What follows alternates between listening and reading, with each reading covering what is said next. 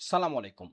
প্যাটার্নের উপরে আমরা আজকে একটি সৃজনশীল প্রশ্ন সমাধান করার চেষ্টা করব। প্রশ্নটি হলো ৭, ১৩, ১৯, ২৫ একটি প্যাটার্ন। এটা আমাদের একটা উদ্দীপক। কিন্তু কতে আছে হচ্ছে ৩২৫ কে দুটি ভিন্ন উপায়ে দুটি বর্গের সমষ্টি রূপে প্রকাশ করো। এর মানিটা কি? দুটি বর্গের সমষ্টি অর্থাৎ একটা সংখ্যা যদি a হয় আর একটা সংখ্যা যদি b হয় তাহলে আমাদের প্রকাশ করতে হবে a square plus b square এই স্টাইলে। এখন দুটি ভিন্ন উপায় ৩২৫ ৩২৫ কে আমরা কিভাবে করতে পারি? প্রথম উপায়টা হচ্ছে আমাদের কাজ হবে ৩২৫ এর সবচেয়ে নিকটস্থ পূর্ণবর্গ সংখ্যা কত এটা বের করা। আমরা জানি যে ২০ কে স্কোয়ার করলে কত হয় ৪০০। সুতরাং ৩২৫ আরো ছোট লাগবে। ১৯ কে যদি আমরা স্কোয়ার করি কত পাবো? ১৯ কে আমরা একটু স্কোয়ার করি, ক্যালকুলেটরের সহায়তা নেই। ১৯ গুণ ১৯ অর্থাৎ ৩৬১। আমাদের আরো ছোট লাগবে ৩৬১। আমরা যদি ১৮ কে স্কোয়ার করি, ১৮ কে স্কোয়ার করলে কত হয়? ১৮ গুণ হচ্ছে ১৮ অর্থাৎ ৩২৪। এটা কিন্তু একদম কাছাকাছি হয়ে গেছে। ৩২৪। এই ৩২৪ এর সাথে খেয়াল করে দেখো ৩২৫ কে আমরা তো দুইটা ভিন্ন উপায়ে করতে বলছি। তো ৩২৫ কে আমরা লিখতে পারি ৩২৪ যোগ ১। কেন? কারণ ৩২৪ কে যদি আমরা স্কোয়ার রুট করি অর্থাৎ ১৮ স্কোয়ার হয়।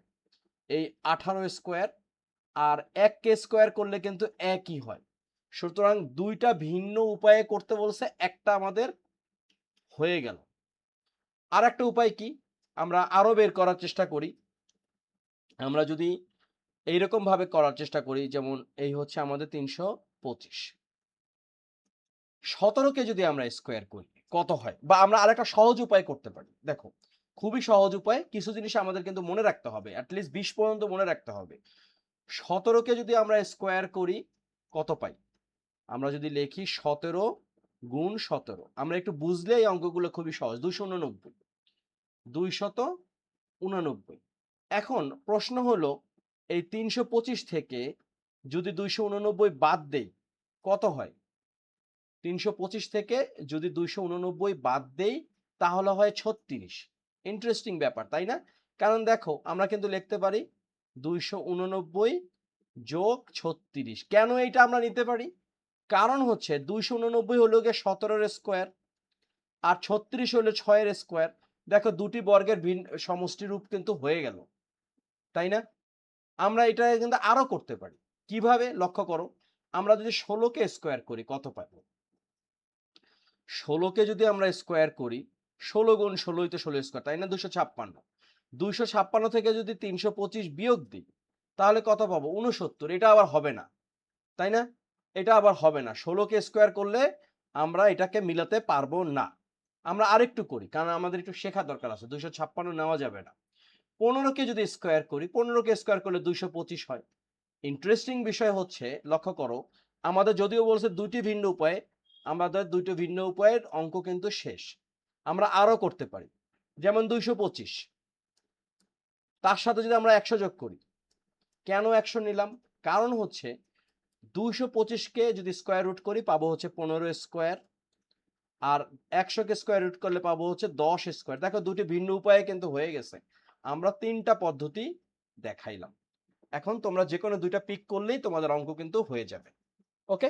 তাহলে ক নাম্বার শেষ। যেকোনো ২টা করতে পারলে এবং আমাদের যদি ঠিকঠাকভাবে করি আমরা ২ নাম্বার পেয়ে যাব। ক গেল, এখন আমরা খ করি।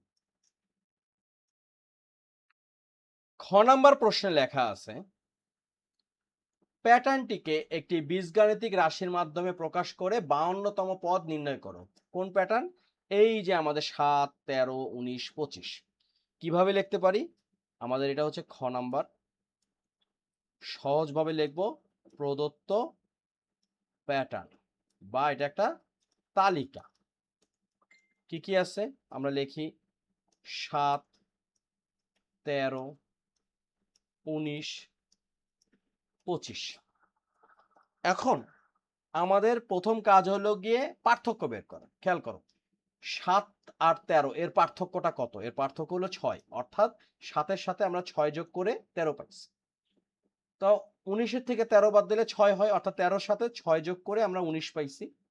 তদ্রূপ আমরা 19 এর সাথে 6 যোগ করে 25 পাইছি। সুতরাং আমরা বলতে পারি পাশাপাশি দুটি সংখ্যার পার্থক্য, সংখ্যা লিখব না, আমরা লিখব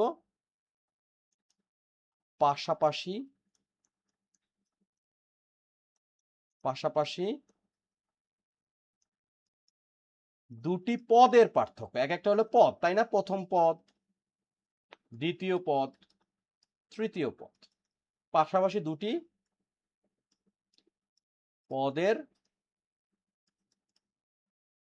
পার্থক্য, সেটা কত?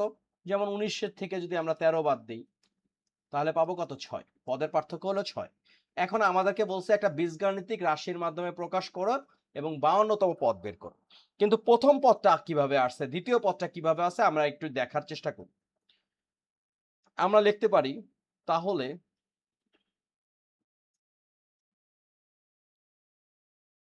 প্যাটার্ন এর প্রথম পদ। প্রথম পদ, এখন এটার একটা সূত্র আছে বা একটা নিয়ম আছে। প্রথম পদ মানে কি? প্রথম পদকে আমরা ধরলাম 1, তার সাথে আমরা গুণ করব পদের পার্থক্য, সেটা কত? 6। এখন 6 একে 6, যোগ করতে হবে কত? 1। তাহলে কত পাবো আমরা? 7 পাবো। এখন দেখি এই সিস্টেমে আমরা 13, 19, 25 পাই কিনা। প্যাটার্ন এর দ্বিতীয় পদ, অর্থাৎ দ্বিতীয় পদের জন্য 2, পদের পার্থক্য 6, যোগ করছি 1, 6 দুগুণে 12 আর 1 13। দেখো 13 কিন্তু হয়ে গেল। প্যাটার্ন এর তৃতীয় পদ, কয়েকটা চেক করলে আমরা বুঝতে পারবো যে ঠিক আছে। তৃতীয় পদের জন্য 3, পদের পার্থক্য 6, যোগ করছিলাম 1, 3 6 18 আর 1 19। দেখো সহজে কিন্তু মিলে গেছে। এই যে শেষে যে আমাদের আসছে 25, দেখি 25ও আসে কিনা। প্যাটার্নের চতুর্থ পদ, 3টা দেখাইলেই হয়। তারপর আমরা দেখি 4 গুণ 6 যোগ হচ্ছে 1, 4 4 24 আর 1 25। এখন যদি সবগুলো ঠিক থাকে তাহলে কিন্তু আমরা বলতে পারি সুতরাং প্যাটার্ন এর ক তম পদ, সেটা কত? পদ নাম্বার কত? ক, লিখলাম ক। পার্থক্য কত? 6। কত যোগ করছি? 1। তাহলে আমরা কত পাচ্ছি? আমরা পাচ্ছি হলো 6 একে 6, মানে সরি 6 আর ক গুণ করলে 6 ক আর যোগ হচ্ছে 1। এই হচ্ছে আমাদের বীজগাণিতিক রাশি। এখানে বলছে প্যাটার্নটিকে একটি বীজগাণিতিক রাশির মাধ্যমে প্রকাশ করে 52তম পদ নির্ণয় করো। সুতরাং প্যাটার্ন এর বীজগাণিতিক রাশি, তাই না? বীজগাণিতিক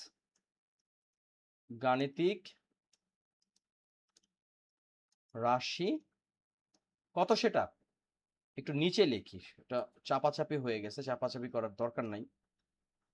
প্যাটার্নটির বীজগাণিতিক রাশি হচ্ছে আমাদের 6 ক যোগ 1। সুতরাং প্যাটার্ন এর 52তম পদ কত হবে? এই যে আমাদের নিয়ম অনুযায়ী 6 তো পার্থক্য আছে, গুণ ক হচ্ছে আমাদের 52, যোগ হচ্ছে 1।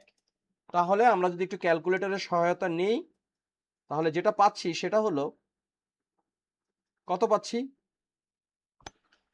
এই যে 52 গুণ 6 পাচ্ছি হলো 312 যোগ 1, অর্থাৎ 313।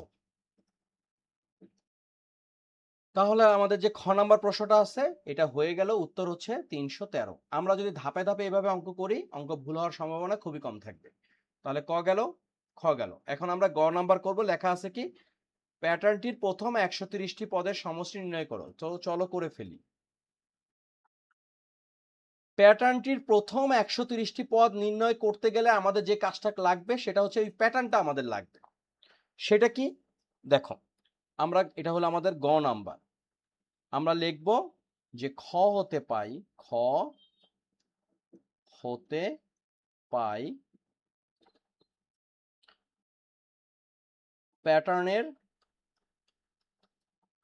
প্যাটার্নের বীজগাণিতিক রাশি, বীজগাণিতিক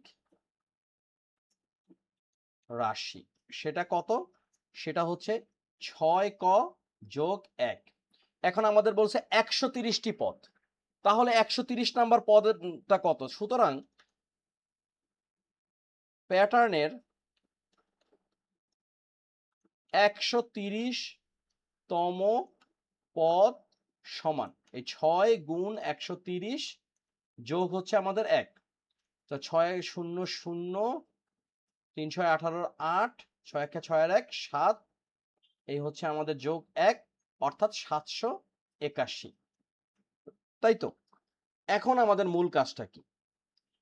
তো আমাদের সুতরাং প্রথম 130টি পদের সমষ্টি, সুতরাং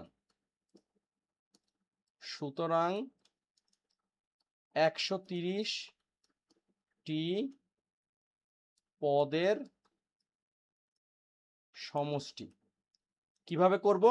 দেখো প্রথম পদ কত আছে? প্রথম পদ হচ্ছে 7 যোগ 13, তারপরে কত 19, তারপর হচ্ছে 25। এখন এরকম করে 130টা পদ যদি যোগ করতে যাই সারাদিন লাগবে। তাহলে কি করতে পারি?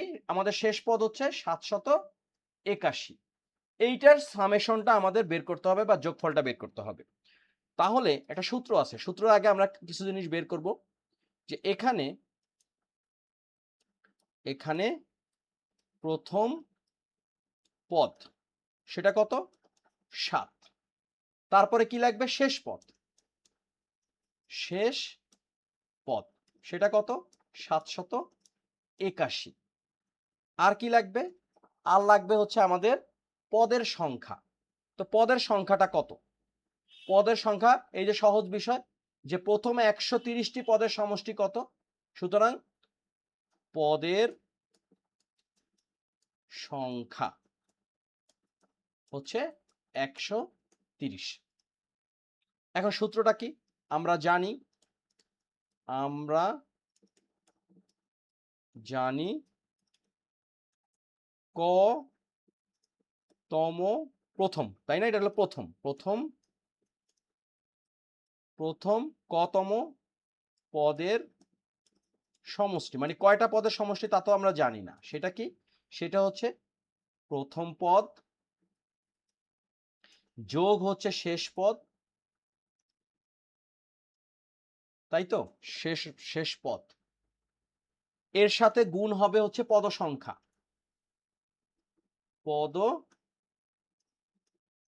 সংখ্যা, তাকে আমাদের ভাগ করতে হবে 2 দ্বারা। এখন ধাপে ধাপে আমরা মানগুলো বসাই। প্রথম পদ কত? প্রথম পদ হচ্ছে 7, তার সাথে যোগ করব শেষ পদ মানে 781, এর সাথে আমরা গুণ করব কত? পদ সংখ্যা মানে 130। এই দুইটা একটু বড় হয়ে গেছে, বেশি ছোট করে দেই। এই হচ্ছে আমাদের 2। এরপর ডিভাইড কত? ডিভাইড হচ্ছে 2। এখন আমরা মানটা বসাই। কত হবে? 7 আর 81 যোগ করলে আসতেছে 788, তাই না? আমরা একটু রাফ করি এখানে 788। তার সাথে গুণ করব কত? 130। কত হয়? আমরা ক্যালকুলেটরের সহযোগিতা নেই। 788 গুণ হচ্ছে 130, আমরা পাচ্ছি 1,02,440, তাই না? মানে 102,440, 102,440। ইংলিশ বাংলা মিক্স করে ফেলছে, তোমরা কিন্তু কেয়ারফুল। আমি তাহলে লিখি এটা 1,02,440 ভাগ করব 2 দ্বারা। যদি 2 দ্বারা ভাগ করি এটাকে, তাহলে আবার ক্যালকুলেটরের সহায়তা নেই, ভাগ হচ্ছে 2। কত পাইলাম? 51,220। 51,220, এই হলো আমাদের উত্তর। আমরা 3টা অঙ্ক খুব সহজে করে ফেললাম। 3টার যে কোনো একটা অঙ্ক বা 3টাই নাম্বার ঘুরিয়ে পেঁচিয়ে আমাদের কিন্তু আসার সম্ভাবনা আছে, আমরা নিশ্চিত থাকতে পারি। এই ধরনের অঙ্ক সবসময় কাজে লাগে। তো আজকের ভিডিওটা এই পর্যন্তই। আমরা একটা লম্বা সময় নিয়ে একটা সৃজনশীল প্রশ্ন সমাধান করার চেষ্টা করলাম, যা পরীক্ষার জন্য খুবই কার্যকর। তোমরা সবাই ভালো থাকো, সুস্থ থাকো। আশা করি সবকিছু বুঝতে পারছো। তারপরে কোনো প্রশ্ন থাকলে প্লিজ কমেন্ট সেকশনে জানাবে।